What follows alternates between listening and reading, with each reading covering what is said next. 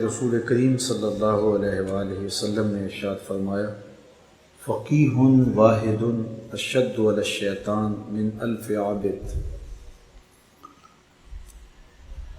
ایک فقیہ عالم دین شیطان پر 1000 عابدوں سے زیادہ بھاری ہے۔ اگرچہ کوئی شخص اللہ کی عبادت کرے تو شیطان کو یہ برداشت نہیں ہے، کیونکہ اس نے رب کے سامنے کہا تھا، مجھے تیری عزت کی قسم میں تیرے بندوں کو تیرے تک نہیں آنے دوں گا۔ تو کوئی بھی اس کی عبادت کرے تو یہ اس کو کبھی بھی برداشت نہیں ہوتا، لیکن ایک طرف 1000 فقیہ ہوں، ایک طرف 1000 عابد ہوں، تہجد گزار ہوں، شب زندہ دار ہوں، اور ایک طرف ایک عالم ہو، تو شیطان اس عالم کو زیادہ اپنے لیے بوجھ سمجھتا ہے، اپنے مشن اور اپنی فکر کے راستے میں بڑی رکاوٹ سمجھتا ہے۔ اس لیے اس نے علماء کا خوب علاج کیا ہوا ہے تکبر اور طمع کے ذریعے سے، کیونکہ شیطان انتہائی مکار وجود ہے اور ہر ایک کو ایک لاٹھی سے نہیں ہانکتا۔ ایک شب زندہ دار جس کو سحری کے وقت اٹھ کے ہچکیاں لینے میں لطف آتا ہے، شیطان اس کو یہ کہے کہ تو تہجد نہ پڑھا کر، تو جس کی زندگی کا نشہ ہے وہ سجدے، تو شیطان کی اس بات کو کیسے وہ مانے گا؟ تو شیطان اس کو یہ نہیں کہتا کہ تو تہجد نہ پڑھا کر، اس کو کہتا ہے کہ تو ضرور پڑھا کر، لیکن صبح بتا دیا کر کہ میں تہجد گزار ہوں۔ اس کو ریا میں مبتلا کرتا ہے۔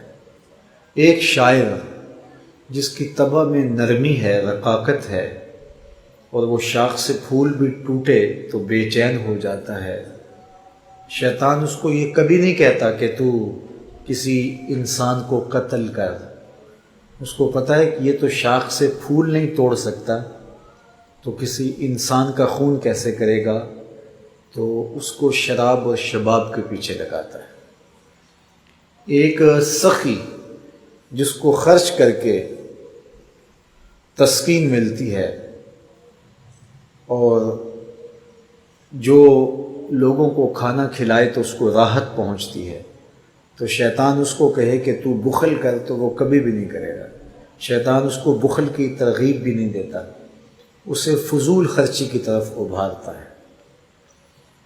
اسی طرح ایک عالم دین کو شیطان یہ کہے کہ تو درس و تبلیغ، واعظ، تلقین، تدریس چھوڑ دے، ممبر و محراب کی نوکری چھوڑ دے، تو ایک عالم دین جس کی زندگی کا سارا لطف تدریس کی مسند پہ بیٹھ کے پڑھنے اور پڑھانے میں ہے، تو شیطان کے کہنے پہ وہ تدریس کی مسند تو نہیں چھوڑے گا۔ تو شیطان اس کو یہ کہتا بھی نہیں ہے کہ تو واعظ و تلقین چھوڑ دے، اس کو کہتا ہے خوب واعظ کر، لیکن ساتھ اس کے دل میں ڈالتا ہے تیرے جیسا کوئی اور ہے بھی تو نہیں نا، جو بات کرنے کا ڈھب تیرے پاس ہے، جو گفتگو کا سلیقہ تجھے آتا ہے، وہ کسی اور کے پاس تو نہیں نا۔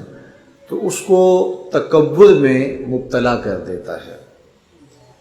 تو عالم دین چونکہ ایک مؤثر ذات ہوتی ہے، عالم دین ہو صحیح، اس کا وجود دھرتی کا زیور ہے، اور اس کے وجود کی برکتیں اقطار عالم میں بسنے والوں کو نصیب ہوتی ہے۔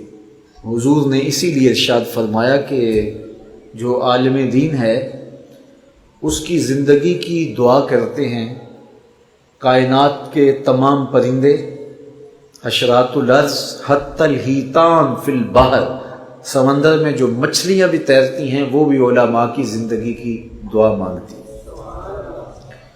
تو عالم ہو صحیح، وہ کائنات کا ایک انوکھا اور خوبصورت باب ہے۔ عالم دین ایک قیمتی وجود ہوتا ہے اور اس کے دم سے ہزاروں لوگوں کو نفع پہنچتا ہے اور ان کا ایمان بچ جاتا ہے۔ اس لیے شیطان چاہتا یہ ہے کہ علم جو ہے وہ برباد ہو جائے اور علماء جو ہیں یہ زوال پذیر ہو جائے، تو 1000 تہجد گزار عابد ایک طرف ہو تو ایک عالم دین ایک طرف ہو، تو حضور نے ارشاد فرمایا کہ شیطان کو وہ عالم دین زیادہ بھاری لگتا ہے، وہ اس سے زیادہ خوف کھاتا ہے۔